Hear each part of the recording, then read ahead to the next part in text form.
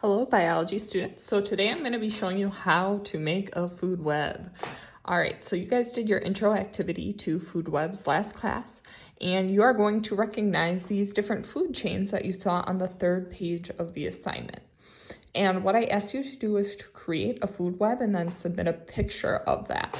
And I gave you all individual feedback on that assignment, so I want you to go check that out as well, but I'm going to go through how I made this food web.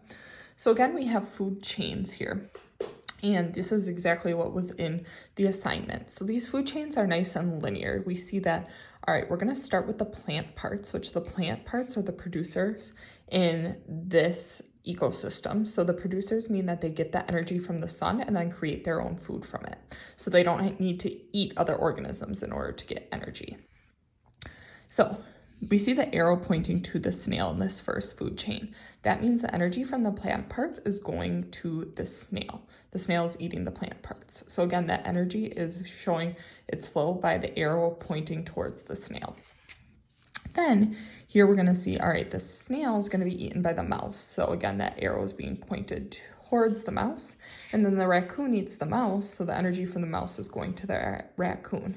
And we see we have a variety of other food chains here that I'm gonna construct over here into a food web. I'm gonna start here with my plant parts, which the plant parts are again the producers. So here with my key, I have the green my green arrows are gonna be the energy going from the producer to the primary consumers. So the primary consumers are those organisms that eat my plant parts or the producers. So here you can see I drew all my primary consumers in, and you only want to put each organism on the food web once. So some of them were repeated throughout the food chain, but I just put them once on the food web. So I have my plant parts, my energy from my plant parts going to the insects, the snail, the sparrow, the rabbit, the mouse, the worm, and the cricket. And so I made sure to indicate that my energy was flowing to these primary consumers by pointing the arrow that way.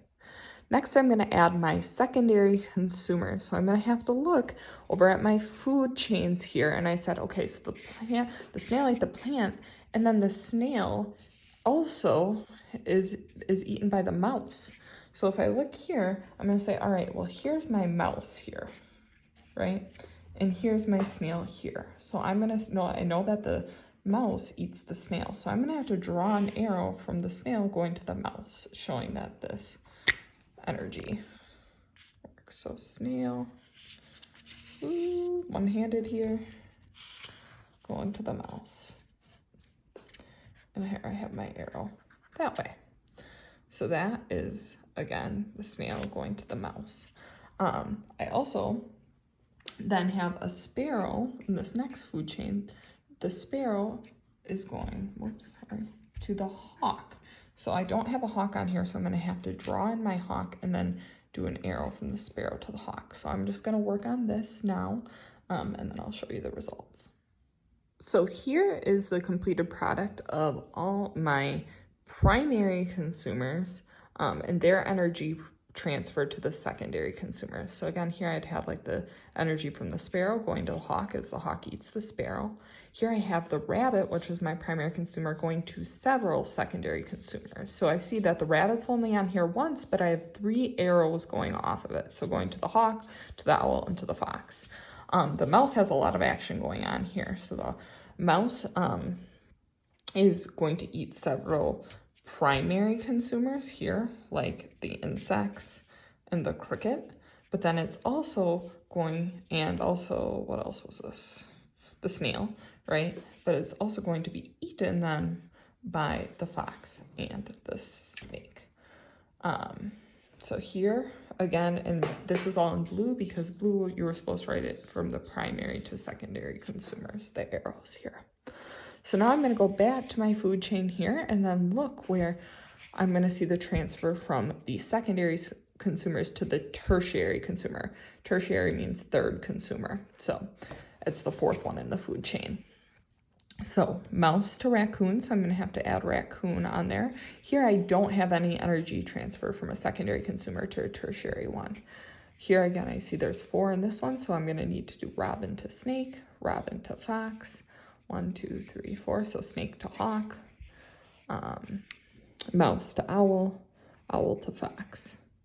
mouse to hawk, and snake to owl. So I'm gonna go make those arrows here, and those ones are supposed to be in yellow.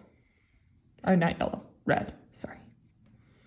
All right, so here we can see I added my red arrows, which are again the secondary consumer energy going to the tertiary consumer energy. So here we can see it's starting to get a lot more web-like, right? The arrows are going a little crazy.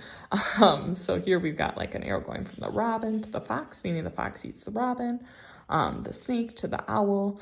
And you can see they're a little curvy here because you have to get from one organism to the other. So it's okay if it crosses other lines, just as long as it starts at the organism that's being eaten and ends up at the organism that's eating that organism or getting the energy. So again, like this mouse is being eaten by the hawk and the energy is going to the hawk. Lastly, we're going to look at where if there's a tertiary consumer to a quaternary consumer, which means it's the fourth consumer. So this is going to be yellow arrows. And in my food chains, there's actually only one of those that has 5 organisms. So if I look at this food chain with the plant to the worm to the snake to the hawk and the fox, you can see the hawk is the 4th organism and then the fox is the 5th one. So the fox is the quaternary consumer.